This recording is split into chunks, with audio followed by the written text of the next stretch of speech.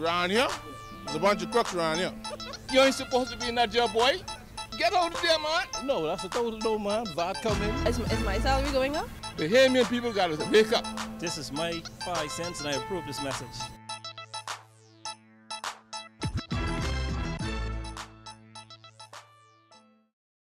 Good evening, Bahamas. You're tuned into MB12 Weekend, broadcasting from Cable 12 Studios on Robinson Road. Coming up tonight in news, the FNM calls the National Intelligence Agency questionable. The gender equality bill's in limbo 4 months ahead of the constitutional referendum. Why local banks are cutting back on lending, plus natural beauty on display at the National Art Gallery. I'm Paige McCartney, and we've got those stories and more straight ahead on MB12 Weekend.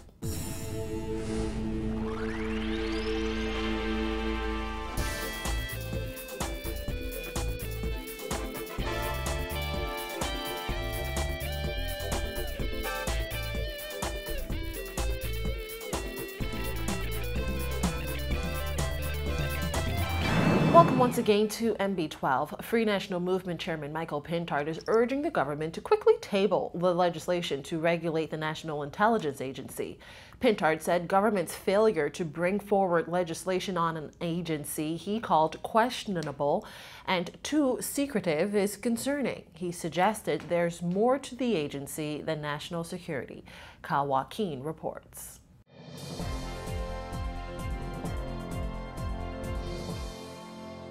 There are still many questions surrounding the National Intelligence Agency that have yet to be answered. That, according to FNM Chairman Michael Pintard. We sat down with Pintard recently, who said it's been too long for there to still be no clear answer as to what it is exactly the NIA does. It's been nearly a year since Long Island MP Loretta Butler Turner sounded the alarm on the top secret agency operated by the government, known as the National Intelligence Agency. During a rally at Free National Movement headquarters in May 2014, Butler Turner claimed government may be using the NIA to spy on the Bahamian people. National Security Minister Dr. Bernard Nottage has said legislation on the NIA would be tabled early this year. Pintard said he believes the government is afraid of the long list of questions that may come up once legislation is tabled. I think that the government is very much concerned that when that debate opens and there's a call for transparency in terms of, one, what is the real motivation for the constitution of the NIA? Two, what work has been done up to this point? Three, how was the funds that have been allocated in various budgets, how has that been spent up to this point? Four, why is it that the police officers and the defense force officers involved in the NIA, why is it that they do not report to their respective commanders, the Commissioner of Police and the Commodore of the Defense Force? Though Nottage said on Thursday that the NIA is not operating illegally, Pintard said he believes otherwise. The FNM chairman says what makes the matter even more concerning is the announcement of the government's plans to own 51% of shares in the company that will be granted the second cellular license.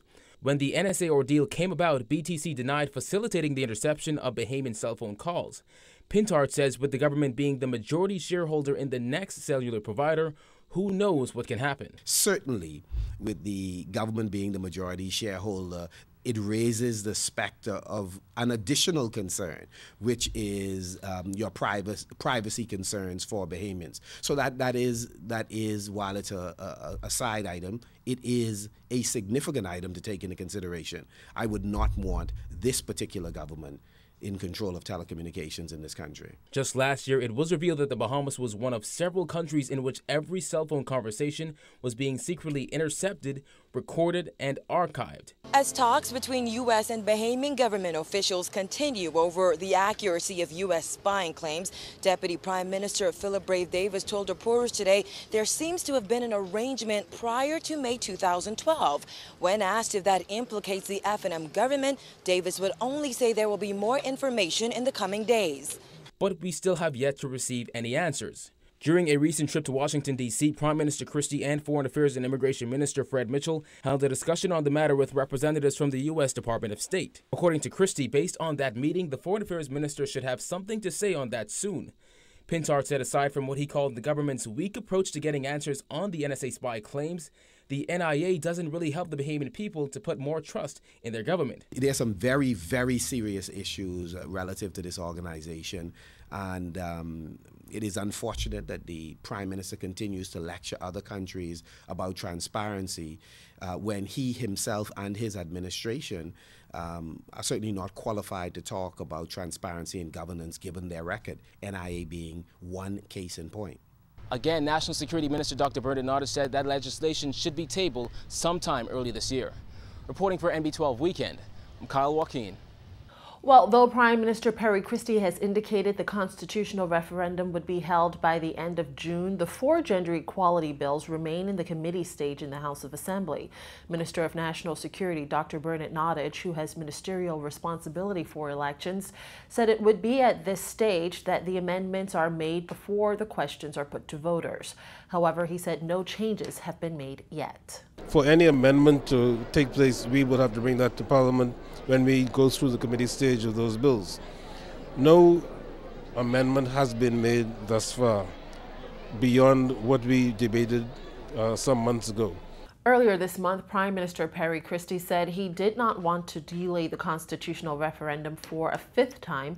However, he pointed to concerns raised by both PLP and FNM MPs on wording of the 4th constitutional amendment bill, which seeks to end discrimination based on sex. Nonetheless, he said the government has to move forward. Nottage said he is not sure whether the words "at birth" will be added to the bill as suggested. For example, where we wanted to talk about the equality of male, we've put male and female into bill number 4.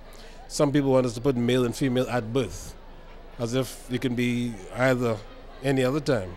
You know, we have to remember that whatever modifications people make to their anatomy doesn't change their physiology and their genetics. And so there have been suggestions made. When we come to do the committee stage, any additional amendments will have to be made then, if there are going to be any.